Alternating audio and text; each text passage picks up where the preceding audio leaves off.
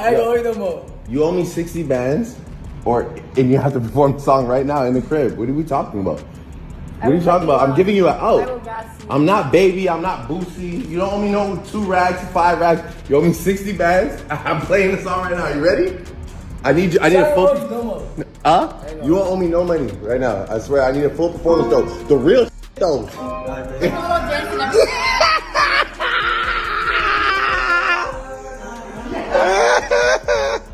I'm serious. You just gotta be ready. Oh, again. Drake, another one who disappointed us, I think. I want to know y'all's thoughts on Drake, because we got 2 albums from him this year. Can I be completely honest with you guys? I look at Drake as a gay rapper. So imagine Drake as a bisexual man who does, straight music, and there's like an air of gay caution on every track. I feel like, honestly, Nevermind was him coming out a little bit more in his sauciness. Wait. An air of gay caution? Yes. Yeah, it's like, he's like, I know I'm making this for straight people, like, ooh, gotta give the gays a little ooh, like, so there's always, what's the new record? The 21. Can you do something for me? Like, I see shimmy to that song, and I'm like, ooh, it do sound like a little, I want to like flip my ponytails back and forth. The street's been buzzing heavy ever since Drake reportedly sent what folks are calling a slick but serious warning in the direction of 50 Cent. And this whole thing circles back to the chaos surrounding Sean Combs and those leaked affair rumors that just won't die down. Let's be clear, this didn't start overnight, and it definitely didn't come out of nowhere. For weeks now, 50 has been poking the industry with that familiar grin, dropping hints, reposting clips, and letting the internet do what it does best, connect dots whether they real or not. Once Drake's name popped back into the mix though, the tone shifted fast. People who know how this industry works say Drake don't move unless there's smoke close to the fire, and this time the smoke was loud. Online detectives started replaying old interviews, lyrics, backstage moments, even past collaborations, asking if certain relationships were really just business or something more, allegedly. And while nobody dropped hard proof, the pressure alone was enough to make the timeline explode. Drake staying mostly silent made it worse because silence in hip-hop is never quiet, it screams strategy.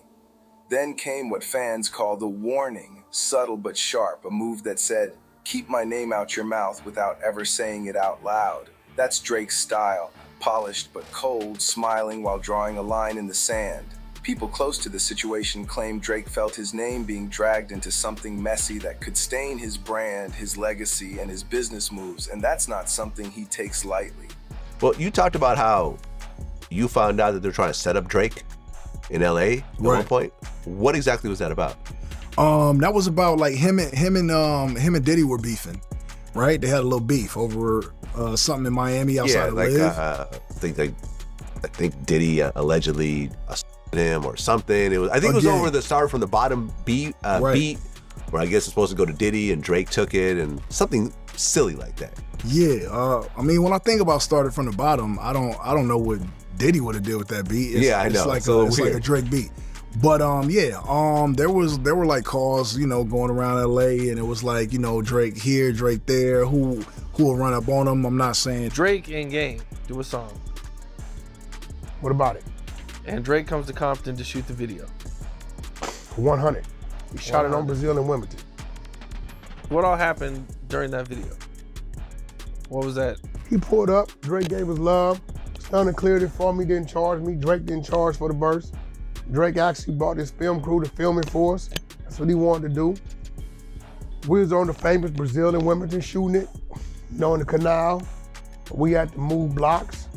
And when we move blocks, we send the little homies to do what they need to do.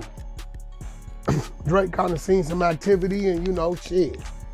He did what a motherfucker you supposed to do. He got out of there. So we sent somebody to get him. Bro, it's cool, that ain't for you, that's for us. Cause we seen shit going on, but we moving blocks. We not just gonna hit the block without the block being right. So we had to make sure the homies, went and cleared the block. He came back and we finished the video. The crazy part is how fast this turned from gossip into a power play, because when Drake and 50 are involved, it's never just personal, it's chess. Every post, every caption, every lyric gets treated like a coded message. Fans swear Drake's recent moves show he's not scared, just calculated, letting it be known he won't be used as collateral damage in somebody else's war. And the industry, real quiet. That silence says more than any tweet ever could. Now zoom out for a second, because this situation ain't just about Drake versus 50. It's about how deep the Diddy situation has cracked the industry open. Ever since 50 started teasing those alleged affair leaks, it's been like a domino effect. Names popping up that folks thought were untouchable. Insiders whisper that Drake's frustration comes from seeing how fast narratives spin out of control. Once 50 throws something into the mix, because 50 don't need proof, he needs attention, and attention turns into pressure. Drake allegedly felt that if he didn't shut it down early, he'd be the next headline, the next thumbnail, the next what-if story getting torn apart by strangers online. That's when the warning makes sense. Not loud, not aggressive, but firm enough for 50 to hear it clearly. Some fans say this is Drake stepping into a more assertive era, no longer letting older industry figures toy with his image. Others think it's deeper, that Drake knows more than he's saying and wants zero parts of whatever storm is coming next. Either way, the tension feels real and the timing feels intentional. Every time 50 posts something cryptic, fans rush to Drake's socials looking for reactions, emojis, captions, anything. And every time Drake posts like nothing's wrong, it drives people even crazier. That's the power of perception, and Drake understands it better than most. Puff can't hear a hit? That's kind of crazy. He still hear things from back then, that time. Oh, got you now. Right. Okay. Got you saying. You can't buy the record. You play it for him right now, and it's hot. You can't buy it. This is why he's fighting Drake. When you hit Drake, because he used the beat that he didn't actually use. 0 to 100.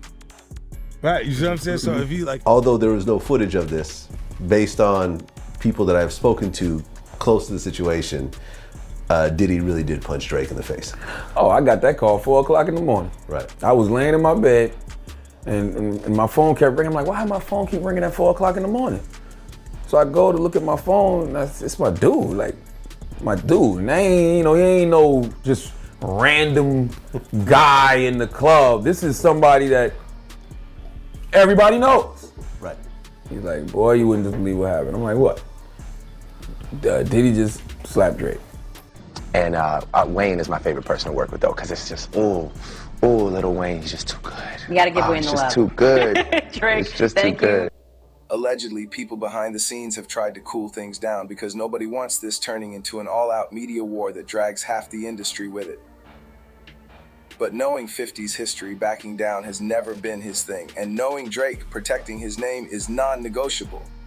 This feels less like a rap beef and more like a silent standoff, two giants testing boundaries without firing the first obvious shot. The scary part is how one leak, one interview, or one stray comment could flip this from whispers to full-blown chaos. And judging by how tense things already feel, this story is far from finished. What really has people talking now is how calculated this whole moment feels, because nothing about this move looks accidental at all.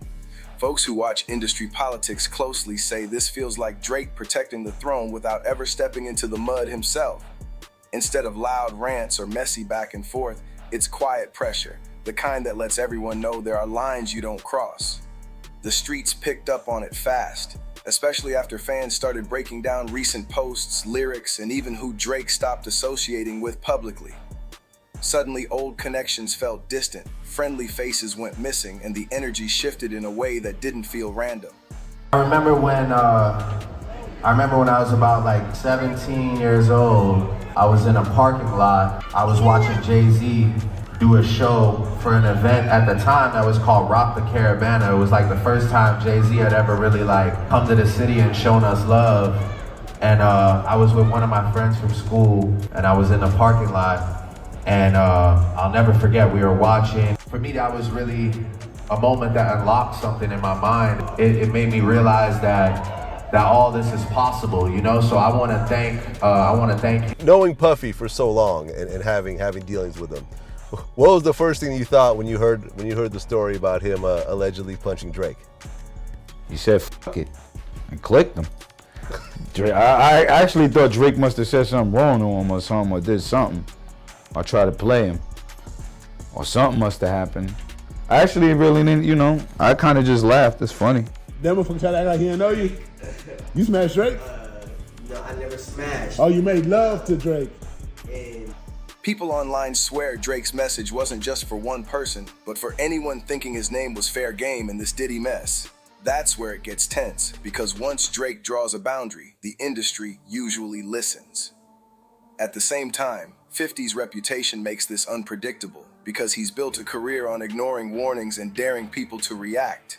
That's why fans are split. Some think this ends quietly behind closed doors, others think this is just the calm before a loud explosion.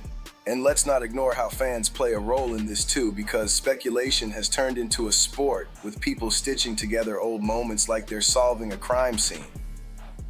Every old lyric suddenly sounds suspicious, every past appearance gets re-examined, and that pressure alone can damage reputations whether rumors are true or not. That's exactly what Drake is trying to avoid, allegedly, because once narratives stick online, they never really disappear. You can delete posts, but screenshots live forever. What makes this even wilder is how the Diddy situation changed the rules completely.